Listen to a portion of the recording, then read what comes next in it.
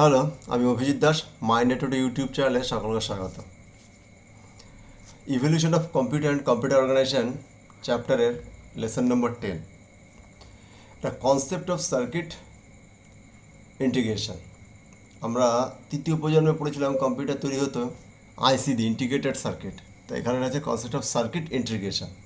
তাই ইন্টিগ্রেশন সার্কিটের উল্টোকে circuit integration, অর্থাৎ কি সার্কিটকে কীভাবে ইন্টিগ্রেট করা হয়েছে সেই ব্যাপারগুলো আমরা আজকে পড়ব। তো এটাও আইসি জিনিস। তো আইসি কী জিনিস সেটা একটু জানি। আইসি হলো একটি ছোট প্লেটের উপর একগুচ্ছ ইলেকট্রনিক সার্কিট। এই ছোট প্লেটটি সিলিকনের আস্তরণে আবৃত। এটি আসলে একটি ইলেকট্রনিক চিপ যার মধ্যে এক বা একাধিক ট্রানজিস্টর থাকে। আইসি তৈরির প্রযুক্তিকে ভাগ করা হয়েছে কোনো কোনো আইসিতে কতগুলি ট্রানজিস্টর থাকে তার উপর। এটি 1958 সালে টেক্সাস ইনস্ট্রুমেন্ট বিজ্ঞানী জ্যাক কলবি প্রথম তৈরি করেন এবং আইসি ব্যবহারের ফলে কম্পিউটার প্রযুক্তিতে ব্যাপক উন্নতি ঘটে।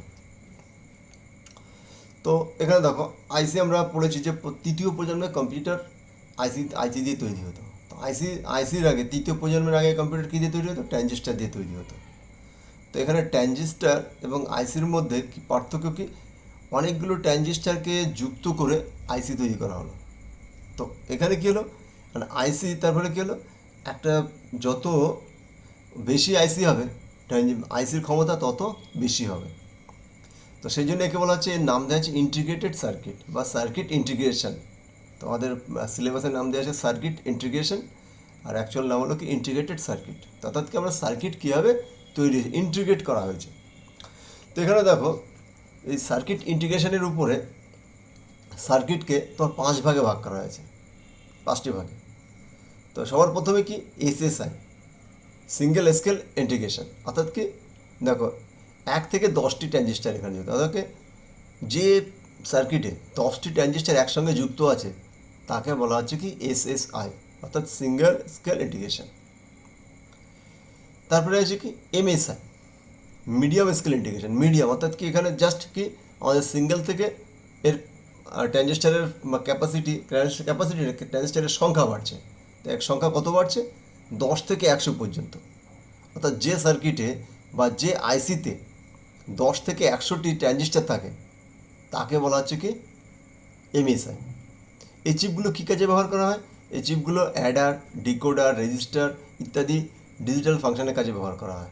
অর্থাৎ কি এখানে আমাদের অ্যাডার মানে কি, অর্থাৎ কম্পিউটারে যে আমাদের যে আমরা যোগ বিয়োগ গুণ ভাগ, অর্থাৎ অ্যারিথমেটিক লজিক ইউনিট, যা আমরা পড়েছিলাম সিপিইউ, সেন্ট্রাল প্রসেসিং ইউনিটের যে একটা part ALU, arithmetic logic unit, তার মধ্যে এই এই চিপগুলো ব্যবহার করা হয়।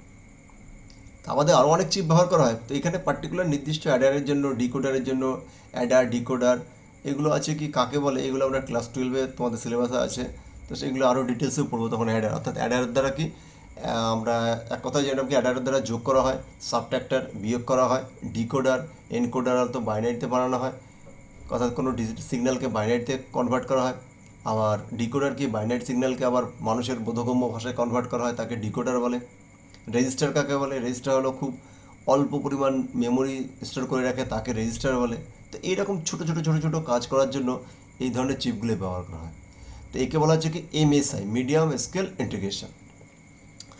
এর থেকে আরও বড় আসছে কি এলএসআই, লার্জ স্কেল ইন্টিগ্রেশন। এ ধরনের আইসিতে কি 100 থেকে 1 লক্ষ, 100 থেকে 1 লক্ষ, অর্থাৎ তাহলে কত বুঝতে পারছো কত বড় ট্রানজিস্টার, মানে কতগুলি ট্রানজিস্টার। কিন্তু যার ফলে কি এর ক্যাপাসিটি বাড়ছে। এবং এই চিপ ব্যবহার করে প্রসেসর, মেমোরি ইত্যাদি তৈরি করা। প্রসেসর, মেমোরি ইত্যাদি তৈরি করা হয় মানে কি আমাদের যে পেন ড্রাইভ, আমাদের যে চিপ, মোবাইলের চিপ, আমাদের বিভিন্ন এগুলো তার ক্ষমতা অনুযায়ী এলএসআই বা ভিএলএসআই ব্যবহার করা হয়। অর্থাৎ কি যে সার্কিটে 100 থেকে 1 লক্ষ পর্যন্ত ট্রানজিস্টার থাকে তাকে লার্জ স্কেল ইন্টিগ্রেশন সার্কিট বলা হয়, এলএসআই। এগুলো কোথায় ব্যবহার করা হয়? প্রসেসরের ক্ষেত্রে, মেমোরির ক্ষেত্রে এটাকে ব্যবহার করা হচ্ছে। এরপর আসছে কি, ওটা 3টে হলো, এই দুটো 5টা কি VLSI, very large scale integration.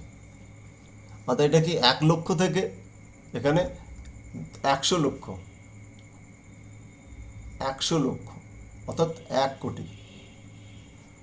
1 লক্ষ থেকে 1 কোটি পর্যন্ত ট্রানজিস্টার যখন যুক্ত করা হচ্ছে একটা সার্কিটের মধ্যে, তখন তাকে হচ্ছে ভেরি লার্জ স্কেল ইন্টিগ্রেশন। তাহলে বুঝতে পারছো?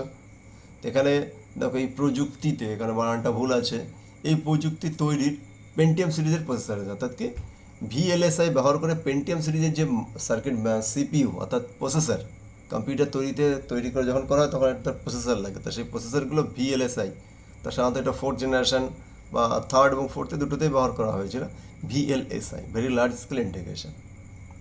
এরপর আসে আল্ট্রা লার্জ স্কেল ইন্টিগ্রেশন, অর্থাৎ 1 কোটিরও বেশি যখন ট্রানজিস্টার যখন যুক্ত করা হচ্ছে তখন তাকে বলা হচ্ছে আল্ট্রা লার্জ স্কেল ইন্টিগ্রেশন। তাহলে অর্থাৎ কি, এই যে এত বেশি বেশি আমরা ট্রানজিস্টার যুক্ত করে সার্কিটগুলোকে বড় করা হচ্ছে এবং আরও জটিল করা হচ্ছে, কী কারণে? এই কারণে যে ইলেকট্রনিক ডিভাইসের দাম কম হবে, ইলেকট্রনিক ডিভাইস বিদ্যুৎ কম খরচ করবে, ইলেকট্রনিক ডিভাইস খুব দ্রুত তথ্য আদান প্রদান করবে, অর্থাৎ স্পিড বাড়বে। তো সেই জন্য আমাদের এই যে ব্যাপারগুলো, মানে অর্থাৎ যত প্রসেসর একসঙ্গে, অর্থাৎ কি এই যে 1 কোটি বা 1 কোটির বেশি প্রসেসর ট্রানজিস্টার এক জায়গায় থেকে, খুব কাছাকাছি থেকে একসঙ্গে তাদের মধ্যে তথ্য আদান প্রদান করে প্রসেসিং করে আমাদের খুব সহজেই তথ্য আদান প্রদান করা হচ্ছে। কিন্তু সেই কাজটা যদি আমাদের আলাদা আলাদা অনেক দূরে দূরে থাকতো, তাহলে তথ্য আদান প্রদান করতে অনেকটা টাইম লাগতো, তাহলে আমাদের প্রসেসিংয়ে টাইম লাগতো। যেমন কি আমাদের আজকালকার যে ডিভাইস, আমরা যে ছোট্ট মোবাইল, এই মোবাইলে আমাদের কম্পিউটারের প্রায় সমস্ত কাজই করা যায়, প্রসেসিংয়ের সমস্ত কাজ। তো এবং একইভাবে আমাদের কম্পিউটার বা ডেস্কটপগুলো, কত বড় কম্পিউটার, একটা মনিটর এক জায়গায়, তোমার কিবোর্ড মাউস সিপিইউ আলাদা আলাদা থেকে থাকে, তো এখানে তুলনামূলক স্লো কাজ করে।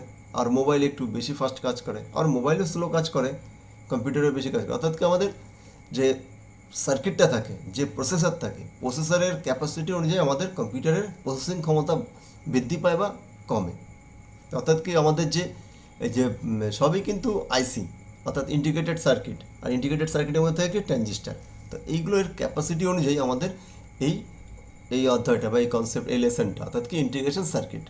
তো সেইগুলো আমাদের কী আমাদের সংখ্যাগুলো আমাদের মনে রাখতে হবে, যে কী আছে। আমার এসএসআই 1 থেকে 10, এমএসআই 10 থেকে 100, এলএসআই 100 থেকে 1 লক্ষ, ভিএলএসআই 1 লক্ষ থেকে 1 কোটি, আর ইউএলএসআই 1 কোটিরও বেশি। এগুলো আমাদের সবই মোটামুটি আমাদের প্রসেসর বা মেমোরির ক্ষেত্রে আমাদের এখন ব্যবহার করা হচ্ছে। যেমন এখন এসএসডি যে মেমোরি, সবগুলোই এসএসডি মেমোরি, আমাদের চিপ আমাদের যে বিভিন্ন মেমোরি, সেগুলোতে আমাদের এই ইন্টিগ্রেটেড সার্কিট ব্যবহার করে তৈরি করা হয়। তো এই আমাদের যে সংখ্যাগুলো মনে রাখতে হবে, এবং এই নামগুলো, এবং এই নামের আমাদের, এবং এই প্রত্যেকটা নামের পূর্ণ রূপ, যেমন পরীক্ষায় আসতে পারে ইউএলএসআই এর পুরো নাম কি, বিএলএসআই এর পুরো নাম কি, সেগুলো তোমাদের এগুলো মুখস্থ করে রাখবে। তো থ্যাংক ইউ ভিডিওটি দেখার জন্য।